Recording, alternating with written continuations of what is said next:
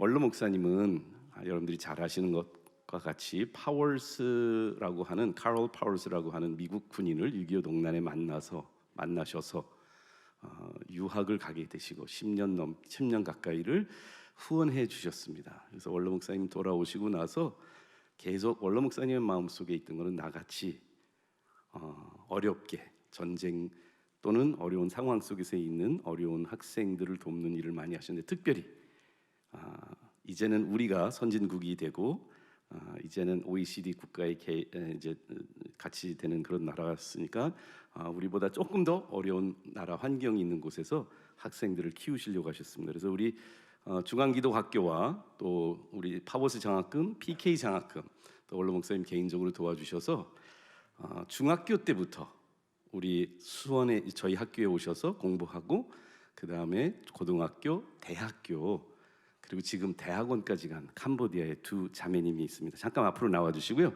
제일 먼저 온 자매님은 우리 다 김장한 목사님처럼 어려운 환경에서 15살 때에 한국에 와서 공부한 순화 학생, 그리고 그 이어서 후배인, 앞으로 나와요. 빨리 나와.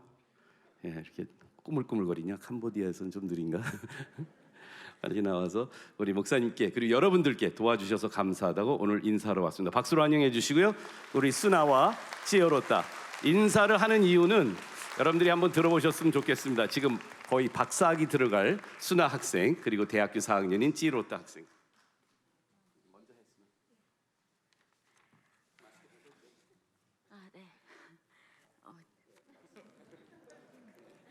네, 안녕하세요.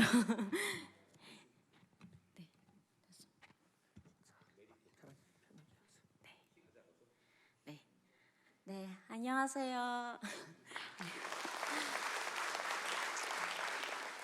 네, 우선 저는 캄보디아에서 온 김수나라고 합니다. 그리고 이 캄보디아 이름은 서스레느시라고 합니다. 우선 이 귀한 자리에서 허락해 주신 하나님께 감사와 영광을 돌립니다. 그리고 비록 많이 부족하지만 이 자리를 이제 간증할 수 있도록 기회를 주신 김자 목사님과 김요셉 목사님, 그리고 바울킴 박사님, 그리고 비롯해 그리고 이제 안디옥 교회 모든 성도님들께 진심으로 감사드립니다. 하나님의 크신 사랑과 무궁무진한 은혜 가운데 선택받은 저는 하나님의 사랑을 전하고 캄보디아의 빛과 소망이 될 수 있도록 칼파워스 장학금을 통해서 한국에 오게 되었습니다. 김자한 목사님과 안디옥 교회, 원청교회, 그리고 많은 관계자분들의 도움의 손길과 기도와 지원으로 저는 중앙기독중학교 때부터 이제 이화여자대학교 석사과정까지 공부할 수 있었습니다. 그리고 특히 이 귀한 사랑과 도움이 저에게서 끝이지 않았고, 이제 저희 후배까지인 이제 지로타 자매에게서도 그런 도움의 손길도 흘러갈 수 있어서 주님이 얼마나 저희와 캄보디아를 사랑하시는지 많이 느꼈고, 그리고 말로 다 표현할 수 없을 만큼 큰 은혜에 감사하고 있습니다. 김재한 목사님의 그런 서적 중에 그런 말이 있죠. 제가 그것도 가장 감명 깊은 저한테는 가장 감명 깊은 말이었고요. 그것이 이제 사람을 만나면 역사가 일어나고 사람이 하나님을 만나면 기적이 일어난다고 하셨습니다. 하나님께서 이런 귀한 맺어주심으로 김자한 목사님과 여러분을 만나게 해주셨고, 하나님을 만남으로 제 삶이 변화되었습니다. 그리고 저를 향한 하나님의 놀라운 계획이 마치 기적과 같습니다. 하나님께서 당신의 백성을 섬기는 것이 얼마나 행복하고 감사한 일인지 깨닫게 해주실 뿐만 아니라 그리고 캄보디아를 향해 더 큰 꿈과 비전을 가질 수 있도록 많이 격려해 주셨습니다. 캄보디아에서는 사회복지라는 그런 개념이 아직까지 사람들한테 잘 알려지지 않았고요. 그리고 이제 국가기관에서도 사회복지 체계라는 것을 아직까지 잘 성립되지 않았습니다. 그래서 저는 제가 배운 사회복지를 가지고 캄보디아 사람들을 섬기고 싶습니다. 특히 이제 그 더 많은 사람들에게 섬길 수 있도록 저는 그리고 이제 나라에서 복지 전달 체계를 잘 만들 수 있도록 정보기관에서도 일하고 싶고, 그리고 제가 배운 것을 가지고 그곳에서 그 자리에서 복음을 전하면서 많은 사람들에게 알리고 싶습니다. 그리고 그 자리에서 정말 복음을 전하는 크리스천들을 세워서, 리더들을 세워서 하나님 나라를 확장시켜 나가고 싶습니다. 네, 사실 캄보디아는 아직 불교 국가이기도 하고, 네, 믿지 않는 사람들이 많지 않기 때문에 제가 가는 길들이 어려울 수 있기도 하고, 사실 뭐 어떨 때도 많이 두렵기도 합니다. 그래도 주님께서 주신 그 굳건한 믿음을 가지고 정말 그 자리에 캄보디아에 나가서 그 꿈과 비전을 향해 달려갈 수 있도록 여러분들의 기도와 도움 많이 필요합니다. 그리고 그 자리에서 캄보디아에서 정말 많은 크리스천 리더들이 잘 세워나갈 수 있도록 여러분들께 기도 부탁을 드리고 싶습니다. 네, 많이 부족하지만 이 짧은 간증을 들어주시고, 네, 정말 감사드립니다. 네.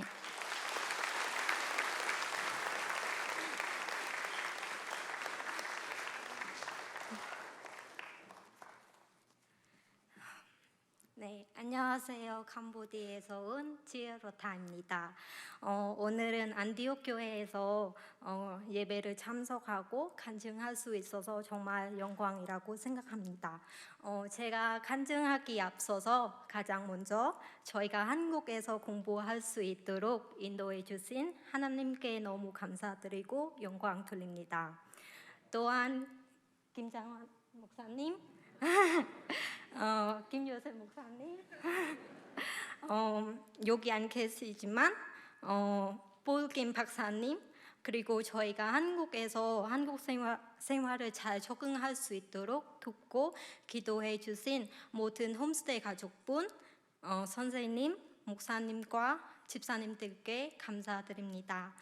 저는 가파워스 장학금을 받고 중앙기독중학교를 다니면서 좋은 교육을 받았을 뿐만 아니라 제 비전을 발견할 수 있었습니다. 제가 중학교 졸업하기 전에 제 담임 선생님이 저에게 이런 질문을 했습니다. 로타야, 너의 꿈이 뭐니? 저는 그 질문을 듣고 진작 대답할 수 없었습니다. 저는 제가 어떤 꿈과 어떤 비전을 가지고 있는지 잘 몰랐기 때문입니다. 그때부터 하나님께 계속 묻기 시작했습니다. 하나님, 제가 하나님의 영광을 돌리기 위해 무엇을 해야 할까요? 그때 하나님은 SNS를 통해 학교를 못 다니고 사랑을 받지 못하는 캄보디아 아이들을 계속 보게 했습니다. 저는 그 사진들을 보면서 너무 마음이 아팠고 저도 모르게 계속 눈물이 났습니다.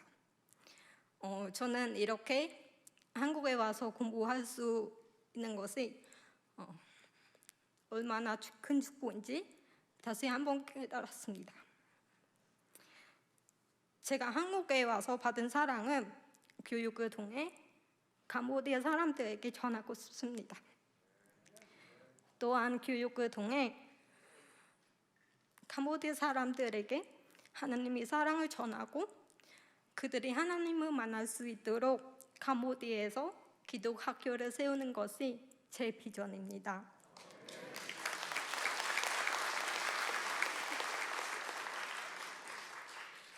제가 이 비전을 잘 준비해 나갈 수 있도록 하나님은 제게 다양한 만남을 허락해 주셨습니다. 김장환 목사님을 통해 백석대학교에서 4년간 장학생으로 공부할 수 있도록 기도와 물질로 지원해 주셔서 저는 이제 현재 백석대학교에서 기독교육학과와 영문학을 복수 전공하여 졸업을 앞두고 있습니다. 제가 지금까지 살아온 것은 정말 하나님 은혜입니다. 하나님은 저에게 정말 좋은 아버지이십니다. 저는 매일매일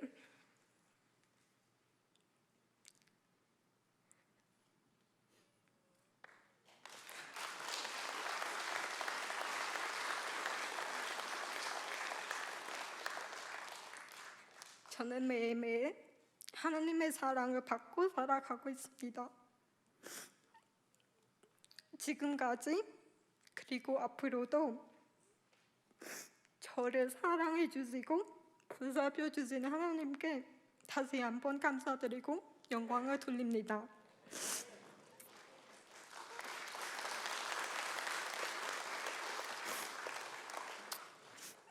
제가 받은 사랑은 여기서 멈추는 것이 아니라 계속해서 다른 사람에게 흘러가고 앞으로도 하나님의 영광을 위해 하나님이 저를 계속 사용해 주시면 좋겠습니다.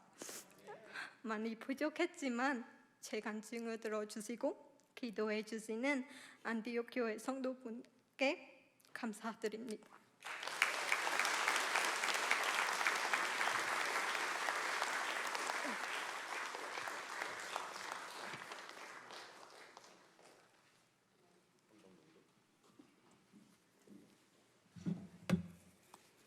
오늘 주신 하나님의 말씀은 요한복음 6장 27절에서 35절 말씀입니다. 썩는 양식을 위하여 일하지 말고 영생하도록 있는 양식을 위하여 하라.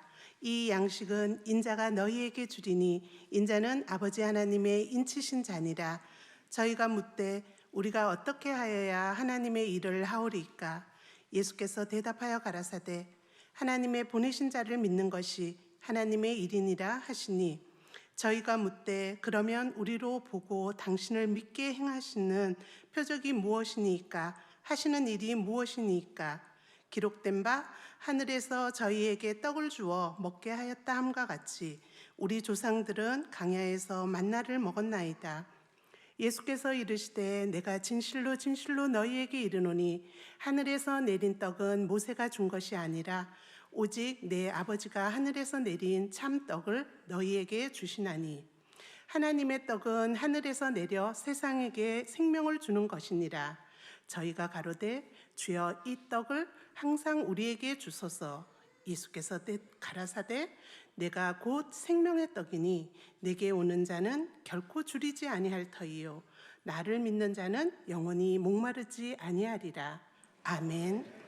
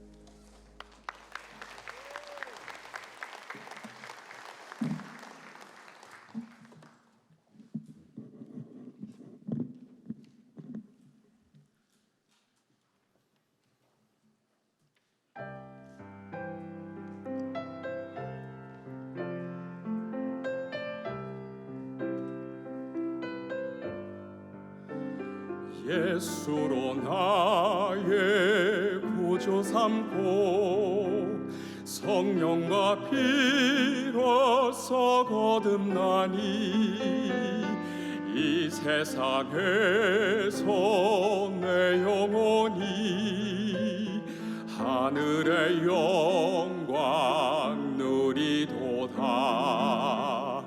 이것이 나의 간증이요 이것이 나의 찬송일세. 나 사는 동안 끊임없이 구주를 찬송하리로다. 온전히 주께 맡긴 내 영 사랑의 음성을 듣는 중에 천사들 왕래하는 것과 하늘의 영광 보리로다. 이것이 나의 간증이요 이것이 나의 찬송일세. 나 사는 동안 끊임없이 구주를 찬송하리로다. 주 안에 기쁨 누림으로 마음의 풍랑에 잔잔하니 세상과 나는 강곳 없고 구속한 주만 보이도다. 이것이 나의 간증이요 이것이 나의 찬송일세. 나 사는 동안 끊임없이 구주를 찬송하리로다.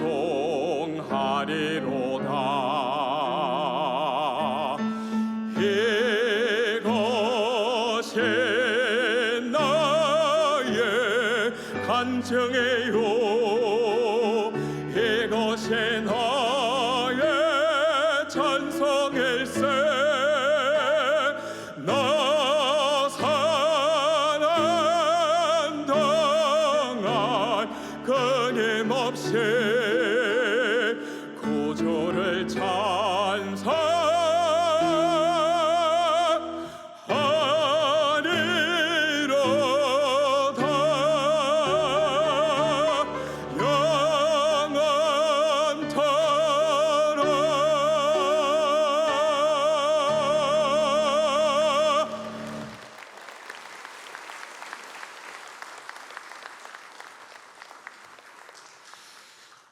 오늘 수나 학생이 간증하는 줄도 몰랐고 또 같이 온 학생이 고마움을 표시하는 줄도 몰랐는데 사실 저런 얘기를 듣고 보면은 오늘 예배 잘 왔다 생각이 되어질 겁니다. 수나는 여기 초등학교에 왔을 때 한국말 하나도 모르는 사람이 와서 여기 졸업 맡을 때 엄마하고 동생들 초청을 했어요. 이제 제가 대학원도 다 졸업 맡고 사실 여기서 졸업 맡고 고등학교 가서 졸업 맡고 대학을 한다고 그래서 백석대학 장정현 목사님한테 이런 학생 장학금 좀 줘라 그래서 전액 장학금을 받은 거예요. 그래 이제 졸업 맡고 캄보디아를 간다는데 오늘 내가 저 얘기를 들으면서 마음속에 캄보디아에 극동방송이 있는데 제가 극동방송에 가서 극동방송에 일하는 게 복음 전하는데 제일 빠를 거다. 내가 할 수 있는지 없는지는 모르지만은 우리 한 사장이 여기 왔어. 선한 분들 한 사장이 저 학생 월급을 캄보디아의 직원으로 우리 극동방송에서 학생 하나 더 월급을 줘도 될 거예요. 극동방송 캄보디아의 직원 주는 월급을 우리 극동방송에서 책임을 져서 순아 학생이 캄보디아 가거든 내가 거기 지사장한테 얘기를 해서 월급은 우리 극동방송 한국이 책임을 질 테니까 이 사람 써라 할 테니까 저러한 인재를 캄보디아에서 안 쓰는 게 우리 손해요. 괜찮죠?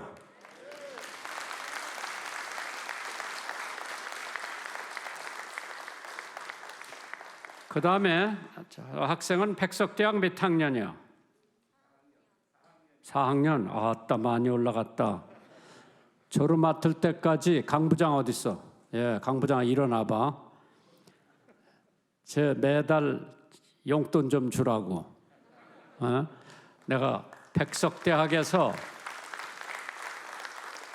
저를 석자 교수로 만들어 놓고 월급을 조금씩 주더라고. 내가 그걸 한 번도 써본 적도 없고 다 모았다가 이 대학 저 대학에 장학금을 주는데 뭐 그런 대학은 내가 안 줘도 되니까 쟤한테 용돈 주라고 매달. 그래서 백덕대학에서 내가 석자 교수라고 한 달에 월급 얼마씩 나오는 게 있는데 그거 모아놨다가 미국 대학에도 장학금을 주고 한국 대학에도 장학금을 주고 그래서 한 번만 안 주면은 나 장학금 좀 1,000만 원씩 나가요. 아마 매달 제 조금씩 너무 많이 주면 또 스포일 되니까 세상으로 가기가 쉬우니까 그저 쓸 만큼만 줘야 돼. 그래서 하나님한테 기도하고 매달려야 돼. 너들 둘 오늘 형제했다. 오늘 안 왔으면은 나도 모르고 쟤들도 모르는데 캄보디아 극동방송을 세워놓고 열악해요. 엄청 열악해요. 제가 몇 번 갔다 왔고 거기 또 기술자가 필요하면 내가 6개월 동안 우리 기술자 보내고 스타렉스가 필요하면 내가 스타렉스 보내주고 그래서 극동방송에 움직일 수 있는 것은 한국 극동방송이 엄청 많이 지원을 해줬어요. 그렇기 때문에 다른 데 직장 얻으려고 하지 말고 극동방송에 내가 내일이라도 연락을 해서 순아 우리가 책임질 테니까 걔는 한국말도 잘하고 캄보디아 말도 잘하고 영어도 잘하고 저런 인재를 캄보디아에서 구하기가 어려워요. 하나님께서 역사해 주신 줄 믿으시기 바랍니다. 홍 장로님, 대한민국에 떡 종류가 몇 개나 있는 것 같아요? 한 10대까지 되지? 예. 인터넷을 찾아보니까 한국의 떡 종류가 308가지래요. 보세요. 그 중에 몇 가지가 저 텔레비에 나올 거예요. 저건 그냥 세발의 피요. 무슨 떡이 있느냐? 뭐 가래떡도 있고 시루떡도 있고 쑥떡도 있고 계피떡도 있고 인절미도 있고 이러한 떡이 308가지가 있대요. 먹는 문제가 얼마나 중요한지 예수님께서 오병이어 떡 5덩어리하고 물고기 2마리를 가지고 5,000명을 먹였다고 하는 그 기사는 사복음에 다 기록되어 있어요. 나머지 기적은 사복음의 기적이 다 기록된 것은 하나도 없고 오병이어의 기적만 사복음에 마태복음, 누가복음, 마가복음, 요한복음에 다 기록이 되어 있어요. 그걸 보면은 예수님께서도 우리 먹는 문제, 식량 문제가 얼마나 중요하다고 하는 것을 인지를 하셨기 때문에 보리떡 5덩어리와 물고기 2마리를 가지고 5,000명을 먹인 그 기적의 역사는 사복음에 다 기록이 되어 있어요. 마태복음 14장에 기록이 되어 있고 마가복음 6장에 기록이 되어 있고 누가복음 9장에 요한복음 14장에 예수님께서 베푸리신 오병이어의 기적이 다 기록되어 있습니다. 북한에서는 지금 굶어 죽어가는 어린아이들도 있다고 그러죠. 전 세계에 수십억 명이 매일 굶어서 잠자리에 들어간다고 그러죠. 썩을 육의 양식을 위해서 예수를 따라다니는 사람들을 향해 예수님께서 책망을 하셨어요.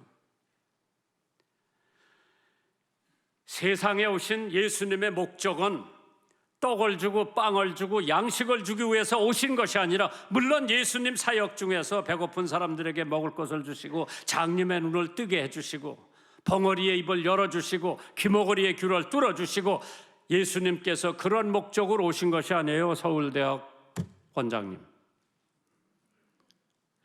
예수님이 오신 목적은 물론 어려운 사람들, 배고픈 사람들에게 먹을 것을 주고 장님 눈을 뜨게 해주는, 그것은 부수적인 거예요. 예수님이 오신 목적은 잃어버린 자 찾아 구원해 주시기 위해서 이 땅에 오셨다고 그래서 그런 사람들 중에 한 사람이 저요. 나같이 하나님도 모르고 예수도 모르고 방황하던 어린 소년을 예수님께서 찾아주신 거지. 그 목적으로 예수님이 이 땅에 오셨죠. 그렇기 때문에 누가복음 19장 10절에 인자에 온 것은, 예수가 오신 것은 잃어버린 자를 찾아 구원하려 하심이니라. 인생에 있어서 먹는 문제 참으로 큰 문제예요. 먹는 문제 때문에 싸우고 죽이고 시기하고 질투하고, 식량 문제 때문에, 먹는 문제 때문에 오늘 사회의 모든 문제는 엄청난 과제고 정치인들이 생각해야 할 문제. 우크라이나 전쟁 때문에 밀가루가 앞으로 어렵다고 하니까 밀가루 값도 올라가고 짜장면 값도 올라가고, 내가 우리 사람이 피자를 먹고 싶다고 그래서 어저께 하나 주문해봤는데 그전엔 이렇게 컸는데 이거 이렇게 줄어들었어. 밀가루 값이 올라서 그렇다 그러더라고요. 이 먹는 문제 때문에 예수님께서 오늘 요한복음 6장에 언급하시는 문제가 있죠. 그런데 지금 물가고 어떤 야채는 벌써 50%가 올라갔다고 그러죠. 우리나라에서 먹는 문제가 얼마나 심각하냐. 6.25 동란 비극이 있었을 때 전 국토를 쑥대밭으로 만들어 놨기 때문에 6.25가 끝난 1953년에 한국은 세계에서 가장 가난한 나라 중에 하나였죠. 그 나라가 70년대에 새마을 운동을 시작해가지고 농촌 부흥을 위해서 국가 정책으로 시작을 됐는데, 가난을 탈피해보자. 그래서 잘 살아보세요, 잘 살아보세요. 노래까지 만들어서 우리가 농로를 넓게 만들고 세멘트로 길을 닦고 좀 근대화 농사짓는 법으로서, 나는 어려서 모두 심어봤고 피사리도 해봤고 논두렁도 다 다져봤고, 그런데 금절이에도 얼마만큼 많이 피를 빨렸는지 지금도 생생하게 기억을 할 수 있지요. 그래서 조금이라도 먹기 위해서, 살기 위해서 일을 하지 않으면 아니 될 그때, 지금 보니까 조금 살게 됐어요, 대한민국이. 그러나 다시 고물가, 고금리, 고환율이, 삼고 현상이 오늘 일어난다고 매일 텔레비 뉴스에, 매일 신문에 조금 살게 됐다고 우리의 사치와 과소비, 방탕과 불로소득, 한탕주의, 돈 가진 놈들은 다 도둑놈이라고 몰아붙이는 한국 사회, 이렇게 얼룩져가고 있는 것을 봤을 때 차라리 우리가 보릿고개에 살 때 대가족이 모여서 쑥떡이라도 하나씩 나눠 먹으면서 살았던 때가 그리워질 때도 있지 않은가 생각을 해봅니다. 우리나라는 자원 부족으로 내수를 전략하고 수출을 해야 할 수 있는데 기름 한 방울도 나오지 않는 나라에서 지금 1km 가는데도 자가용 타고 가야 되고, 아침에 출근길에 보면은 혼자 운전하고 가는 사람들이 너나 할 것 없이 얼마나 많은지 모르죠. 이거를 카풀로 해가지고 세네에서 사는 사람들이 같이 타고 간다고 갈 것 같으면은 그만한 기름도 전략이 될 것 같은데, 참 요새는 10원짜리 땅에 떨어진 거 아무도 안 주워 가요. 거지한테 1,000원짜리 주어도 안 받아가. 10,000원짜리 달래요.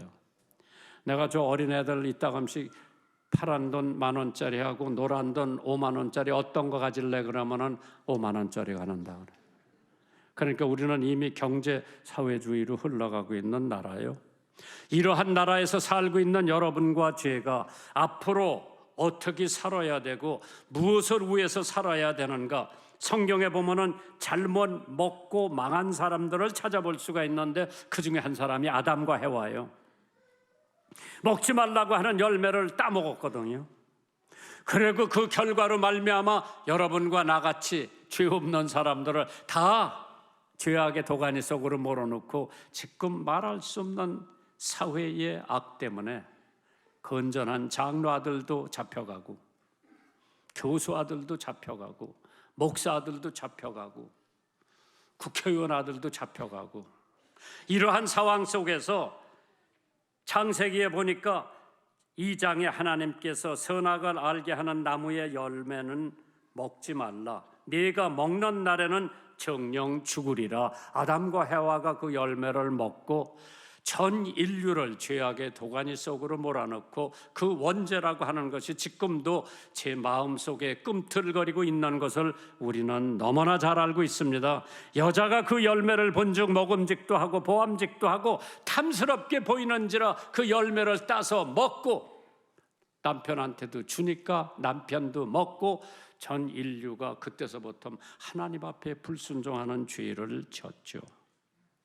여호수아 7장에 보면은 아간이라고 하는 사람이 있어요. 하나님께서 아모리 족속을 가서 쳐서 물리치라고 명령을 해서 전쟁하러 3,000명을 데리고 올라갔는데 36명 죽습니다. 그때 여호수아가 하나님 앞에 기도합니다. 하나님이 전쟁하라고 해서 데려보냈는데 왜 36명이 죽고 우리는 완전히 패배를 했습니다. 하나님께서 뭐라고 그랬어요? 너희 장막 안에 누가 거기 가서 전쟁하면은 임금도 죽이고 소 뭐 이거 다 죽이고 양도 죽이고 아무것도 남기지 말라고 했는데 거기서 전쟁하던 사람 중에 한 사람이 자기네들이 노약한 물질 중에서 시넬산의 아름다운 외투 한 벌과 은 200세겔과 50세겔 중에 금덩어리 하나를 보고 탐내어 자기 천막에 파묻고 감춰놨어요. 그것이 화근이 돼가지고 이스라엘 사람들 36명이 죽고 완전히 패배해서 도망왔어요. 그때 하나님께서 아간이라고 하는 사람이 먹지 않을 것을 먹고 이스라엘 백성들에게 화를 일으켰다고 그랬죠. 하나님의 명령 순종해야 돼요. 열왕기하 2, 4, 5장이나 6장 그런 데 보면 무슨 얘기가 있는 거니? 게하시라고 하는 사람이 있어. 엘리사의 심부름꾼이야. 보좌관이야. 이 게하시가 남한 장군, 그 당시에 남한 장군은 세계를 호령하는 장군이었죠. 문둥병이 걸렸어.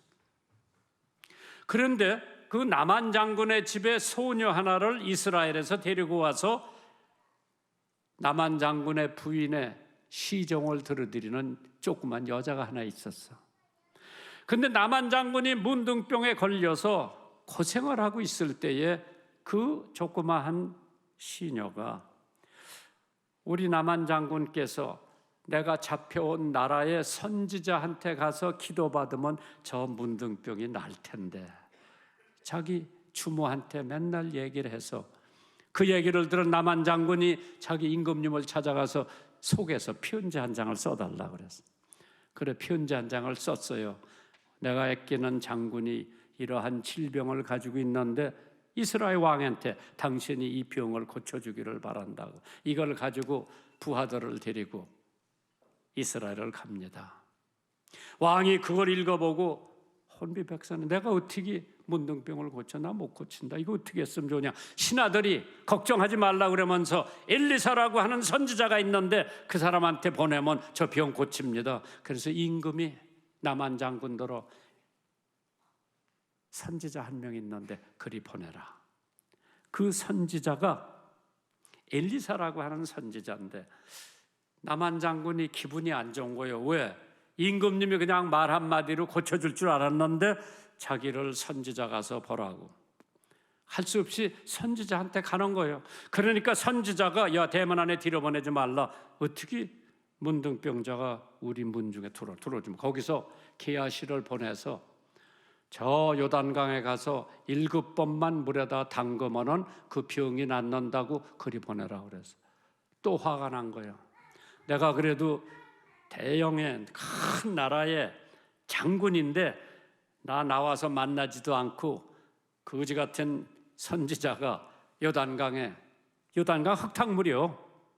자기 나라에는 깨끗한 강이 흐르는데 차라리 내가 거기 가서 몸을 담그지 안 한다고 돌아가는 거예요. 그래도 남한 장군에는 훌륭한 전속부관이 있어서 장군님 속론심 잡고 한 번 요단강에 가서 7번 들어갔다 나와서 만약 깨끗하지 않으면 가서 이 나라 쳐들어오면 되죠. 권고해가지고 빨마차를 돌려서 요단강에 가는 거예요. 가서 첫 번째 나와봤어. 문둥병이 그대로 있어. 두 번째 그대로 있어. 3번, 4번, 5번, 6번 돼도 그대로 있어. 야, 이거 한 번 더 해서 안 하면 너 죽는다 그러고 한 번 들어갔죠. 7번째 들어갔다 나오니까 자기 살이 어린애 살 같다 그랬어. 문둥병이 싹 난 거예요.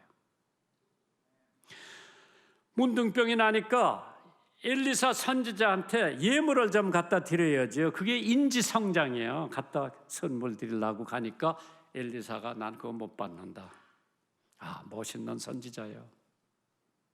그래서 이걸 다 도로 싣고 가려고 그러는데 게하시라고 하는 수종드는 사람이 아깝거든. 거기 금도 있고 은도 있고 멋있는 외투도 있고. 이 사람 떠난 다음에 쫓아간 거예요. 게하시가 쫓아가서 뭐라고 그런 거니, 선지자의 생도 2사람 소년이 에브라임에서 왔는데 옷을 2벌만 주고 청컨대 은 1달란트만 우리 주인이 달라고 그러더라. 남한 장군이 아유 여부가 있습니까?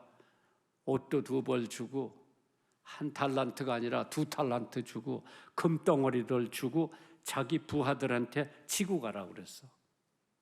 한참 지고 가서 게하시가 여기다 그냥 내려놔라. 자기 집에다 숨겨놓고 선지자 엘리사를 만나러 간 거예요. 선지자가 게하시더러 너 어디 갔다 왔어? 아무데도 안 갔습니다. 시침이 뚝 따고 있었는데 네가 나만을 가서 만나지 않았느냐? 나만의 문둥병이 네게 옮길 것이다. 자기 집에다가 감춰놓고 엘리사가 게하시한테 어디서 오느냐 대답하되 아무데도 안 갔다 왔다 그러니까 그러므로 열왕기하 5장 27절입니다.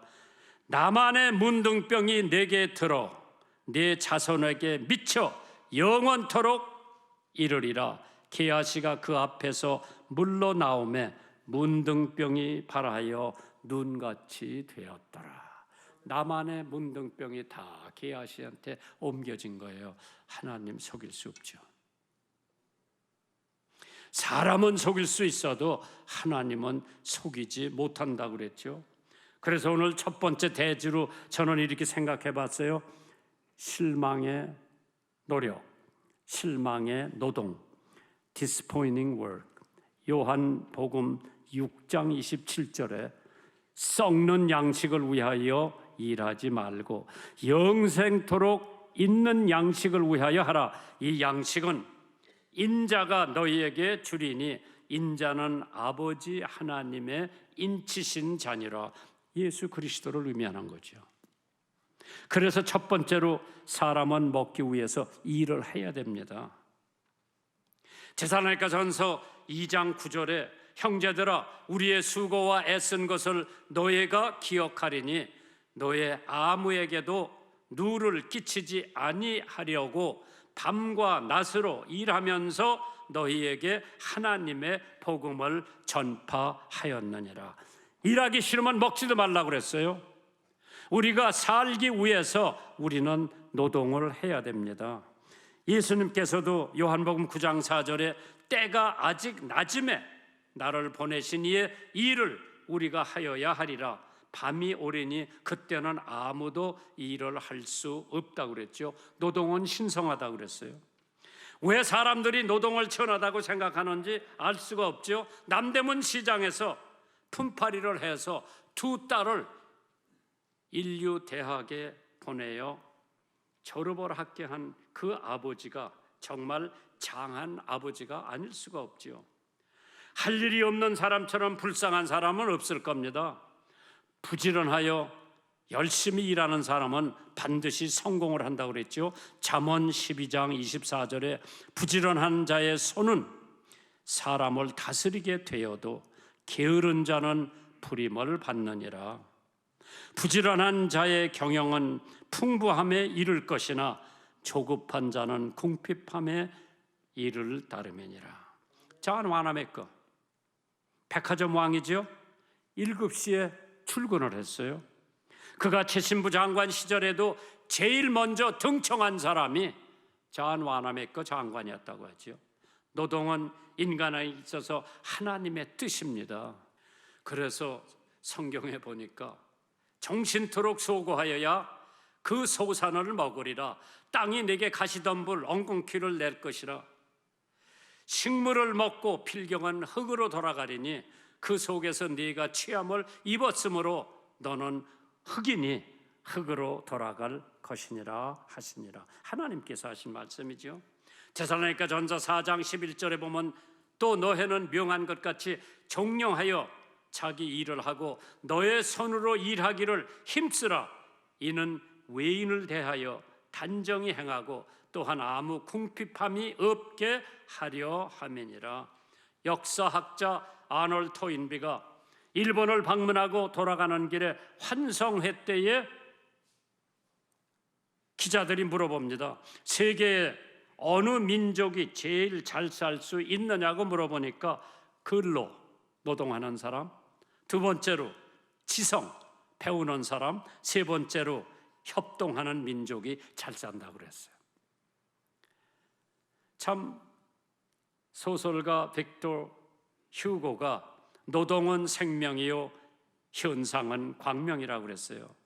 영국 총리였던 윈스턴 처칠이 금후에 우리 영국 민족에게 남은 것 아직까지 세 가지가 있다고 그래서 노동, 땀, 피, 이 세 가지가 영국 국민에게 있다고 희망을 던져준 겁니다. 잠언 10장 4절에 손을 게을리 놀리는 자가 가난하게 되고 손이 부지런한 자는 부하게 된다고 그랬죠. 네 번째로 썩는 육의 양식만 위하여 일하지 말라고 그랬죠. 인간에게 육이 있고 혼이 있고 영이 있어요. 그런데 우리는 육만 위하여 일생을 수고하고 노력한다고 할 것 같으면 3분의 1밖에는 안 하는 거죠. 육신을 위해서. 혼은 어떻게 해요? 영은 어떻게 해요? 일용할 양식 주옵소서 우리는 주기도문에 맨날 기도하지요. 하나님께서 우리에게 양식이 있어야 하는 것을 너무나 잘 알고 계시죠. 광야에서 메추라기를 주시고 만나를 먹여주신 하나님께서 우리 육의 양식에 필요한 것을 모르실 리가 없습니다. 이 모든 것들을 알고 계신 하나님께서 너희들의 수고하되 그만한 것을 위하여 일생을 보내지 말라고 그랬죠. 그래서 하나님께서 내가 어떻게 하여야 하나님의 일을 할 수 있느냐? 네, 예화 하나 드릴게요. 한 달에 45불 정도의 적은 액수의 월급을 받고 하루 12시간씩 전기회사에서 일하던 디트로이트시의 헨리 포드라고 하는 사람이 있었어요. 그 사람이 일과를 마치고 집에 와서 자동차 만드는데 연구를 한 거예요. 아내는 호롱불을 들고 있고 이 사람은 열심히 기계를 조작하고 만들고 있었어요. 한 3년 지난 후에 밤에 어느 흐린 5월날 새벽 3시에 차체 앞에 석유 호롱을 달아놓고 단기통에 요란한 엔진 소리를 내면서 화단을 거쳐 빨래 장대까지 부딪히면서 자동차 한 대가 굴러나갔습니다. 이것이 자동차가 되어서 죽어가는 사람을 살리는 앰뷸런스가 되고 불을 끄는 달려가는 빨간 소방차 차 등으로 인류의 삶을 좀 더 윤택하고 좀 편하게 만들어 놓은 것이 자동차 헨리 포드 자동차입니다. 사실 우리가 윤택하고 편리하게 살기 위해서 자동차를 만들어 놨죠. 만약 먹기 위해서 그 자동차를 발명했다면 그 자동차는 발명되지 못했을 거예요. 잠언 6장 9절에 게으른 자여 네가 어느 때까지 눕겠느냐, 네가 어느 때에 잠이 깨어 일어나겠느냐. 좀 더 자자 손을 모으고 좀 더 눕자 하면 네 빈궁이 강도같이 오며 네 공핍이 군사같이 이르리라. 두 번째 대지를 본다면은 만족한 노동이 있어야 되죠. Satisfying work. 요한복음 6장 27절 썩는 양식을 위하여 일하지 말고 영생하도록 있는 양식을 위하여 하라. 이 양식은 인자가 너희에게 주리니 인자가 아버지 하나님의 인치신 자니라. 영생토록 있는 양식을 취하라 그랬죠. 이게 합당한 양식이라고 했어요. Suitable food. 요한복음 6장 51절에요. 나는 하늘로 내려오는 산 떡이니 사람이 이 떡을 먹으면 영생하리라. 나의 줄 떡은 곧 세상의 생명을 위한 내 살이로라 하시니라. 참 예수님께서 나는 생명의 떡이라 하셨습니다. 왜? 그 떡, 양식은 절대 우리에게 필요하기 때문에 모든 사람에게 적용이 되기 때문에 매일 요구가 되기 때문에 만족감을 주기 때문에 이 먹는 거. 제가 지방에 내려가면은 좋아하는 음식이 하나 있어요. 부산 내려가면 해운대 암소 갈비집이요. 안 가본 사람 한번 가보세요. 예약을 안 받아 그냥 기다려야 돼요. 근데 극동방송에서 왔다 그러면 예약을 해줘요. 아니 거기 고검장이 나한테 그래. 자기가 거기 가서 밥 먹으려고 예약을 하는데 예약 안 받아. 고검장 예약 안 받아. 극동방송 예약은 받아. 평상시에 극동방송이 거기서 일하는 사람들을 관리를 잘 했기 때문에 주거니 받거니. 내가 거기 여러 번 갔어요. 외국 사람들 데려갔어요. 갈비 맛있어요. 그러나 감자 국수로 그 국물에다가 익혀져 주는 거 더 맛있어요. 그거보다 더 맛있는 것은 된장찌개예요. 갈비 뼈다구를 넣어서 두부 이만한 걸 썰어 넣어서 파 같은 거 하나 넣고 거기다 된장 끓이는데 얼마나 맛있는지 몰라. 내가 그 음식이 얼마나 맛있었으면 우리 극동방송 식당에서 수고하는 두 분을 거기까지 출장을 보내서 가서 먹어보고 부엌에 가서 어떻게 만드나 보고 와서 해라고 그랬어. 흉내를 내라고 그랬는데 아직 흉내 못 내는 거야. 참 이걸 갖다가 suitable food, 참 합당한 음식이라는 게 있어요. 그래서 하나님께서 우리들에게 참 일용할 양식을 달라고 우리가 기도하는데 하나님께서 우리들에게 나는 그래 봐요. 하나님이 주시는 생명의 떡은 한 번 먹으면은 배가 안 고프다 그러는데 우리가 조반을 참 잘 먹었어. 점심 때 되니까 또 배고파. 또 점심도 잘 먹었어. 저녁 때 되니까 또 배가 고파. 그러나 주님께서 주는 양식은 한 번 먹으면 배가 안 고프다 그래요. 예수 한 번만 먹어보세요. 다시 안 먹어도 돼. 그 예수가 계속 내 마음속에서 나에게 배부르게 하신다고 그랬어. 두 번째로 시기적 양식이 있다고 그랬어요. seasonable food. 실증이 나지 않는 영의 양식이에요. 제가 인도네시아에 40년 전에 가서 부흥회를 한 번 적었어. 소로바야라고 하는 두 번째 도시요. 거기 가보니까 나는 미국에서 바나나 좀 먹어봤는데 60년대 한국에 오니까 바나나 못 먹어. 없어. 근데 거기 가보니까 요거만한 바나나, 이것만한 바나나, 뭐 별 종류의 바나나가 다 있어. 그러니까 내가 바나나 좋다 그러니까 그 집회에 한번 얘기하니까 아침에도 바나나, 점심에도 바나나, 저녁에도 바나나. 내가 바나나 얼마나 실컷 먹었는지 거기서 내 별명이 바나나 목사라고 별명이 났어. 그 후부터 내가 바나나 잘 안 먹어요. 그런데 예수님이 주시는 생명의 떡, 아까 찬송가 했죠. 배가 안 고파. 항상 나에게 만족을 주지요.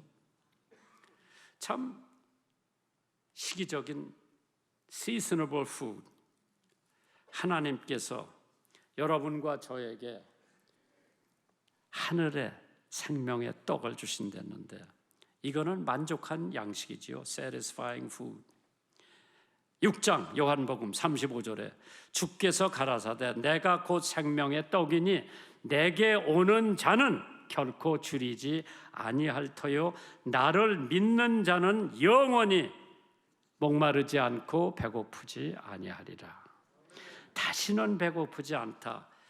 참 점심 잘 먹었는데도 저녁 때 되면 또 출출한 거예요. 더 좋은 만족을 찾을 필요가 없지요. 왜? 생명떡을 먹으면 그것으로 다요. 햇빛이 있는데 촛불이 왜 필요해요? 생수가 있는데 흙탕물이 왜 필요해요? 자동차가 있는데 누가 자전거 타고 댕겨?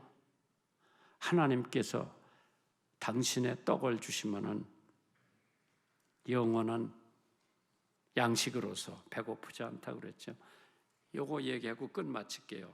대문호 톨스토이, 제정 러시아의 명문 귀족의 아들로 태어났죠. 그에게 백작이라는 칭호를 내려줬습니다. 소년 시절에 가족들로부터 너는 태어날 때부터 기독교인이라고 그랬어. 그러나 그렇게 잘 살고 그렇게 좋은 가정에서 자랐지만은 만족이 없었어. 그런데 농노들, 종들, 하인들 가만히 보니까 그 사람들은 막 얼마나 행복한지 몰라. 알고 보니까 그 사람들이 가지고 있는 신앙이었었어요. 고상함이 있는 것을 발견하고 크게 놀랬지요. 톨스토이가. 저 불쌍한 농노들이 가지고 있는 것은 신앙이었다.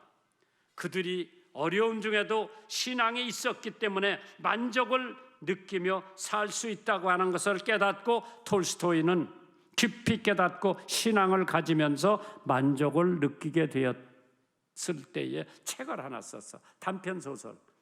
사람은 무엇으로 사는가? 거기 세 가지 질문이 있었어요. 그 세 가지 질문에서 톨스토이는 인생론과 행복론을 이야기할 수 있었죠. 그 질문이 뭐냐? 첫째, 이 세상에서 가장 중요한 시간은 언제인가? 두 번째, 이 세상에서 가장 필요한 사람이 누군가? 세 번째, 이 세상에서 가장 중요한 일이 무엇인가? 그 질문에 톨스토이가 이렇게 답을 합니다. 이 세상에서 제일 중요한 시간은 현재, 지금이라고 그랬어요. 이 세상에서 제일 필요한 사람은 현재 내가 만나고 있는 사람이 제일 중요한 사람이라고. 아직 만나지도 않은 대통령이 나에겐 중요하지 않아. 내가 지금 만나고 있는 사람이 제일 중요한 거예요. 아내가 되든 아들이 되든 성가대가 되든 집사가 되든 누가 되든 지금 내가 만나고 있는 사람이 제일 중요한 거지. 세 번째로, 이 세상에서 가장 중요한 일이 현재 내 옆에 있는 사람에게 선한 일을 행하는 일이라고 그랬어요. 이 세상에서 가장 선한 일이 뭐예요? 정미경 의원님 텔레비 나가는 것도 아니야. 가장 중요한 일이 있다면은 내가 옆에 있는 사람을 행복하게 해주는 거예요. 그 행복이 뭐예요? 예수 전하는 거예요.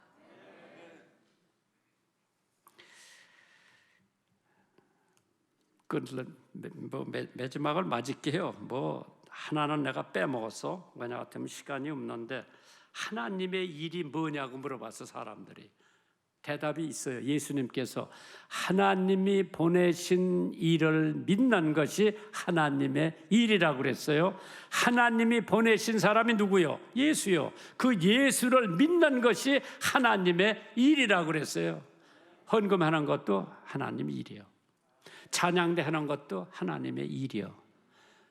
봉사하는 것도 하나님의 일이요. 그러나 가장 큰 하나님의 일은 하나님이 보내신 일을 믿는 거, 그 예수 믿는 게 제일 큰 일이라고 그랬어요. 그렇기 때문에 히브리서 11장 6절에 믿음이 없이는 기쁘시게 못하나니 하나님께 나가는 자는 반드시 그가 계신 것과 또한 그가 자기를 찾는 자들에게 상 주시는 이심을 믿어야 할지니라. 믿으세요. 그것이 하나님의 일이에요. 오늘 생명의 떡 예수 그리스도를 맛보는 사람은 다시는 배고프지 않다고 했습니다. 여러분들이 준비하시는 것 하나님 앞에 봉헌하시고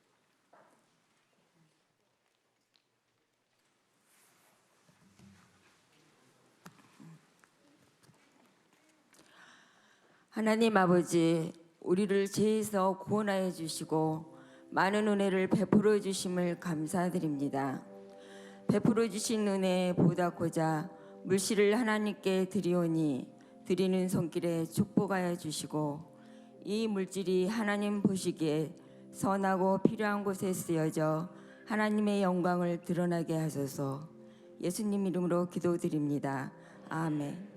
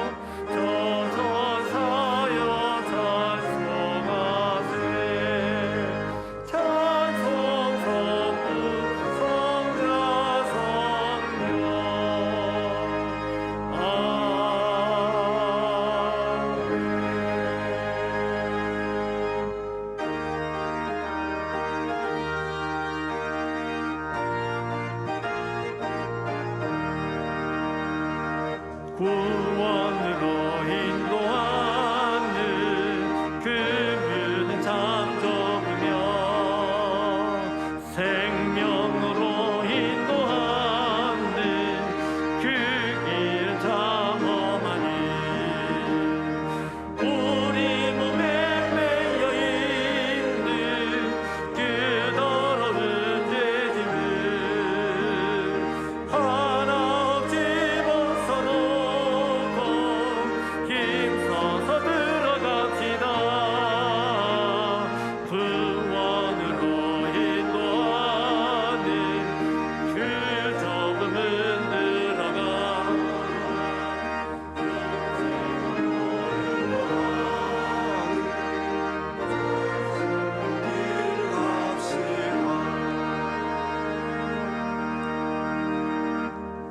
생명의 떡이신 예수 그리스도의 은혜와 하나님 아버지의 사랑과 성령님의 감화와 감동 충만하심이 영생하도록 있는 양식을 위하여 살아가는 성도님들의 삶을 통하여 복음이 전해지는 역사가 일어나게 해주시옵기를 간절히 축원하옵나이다.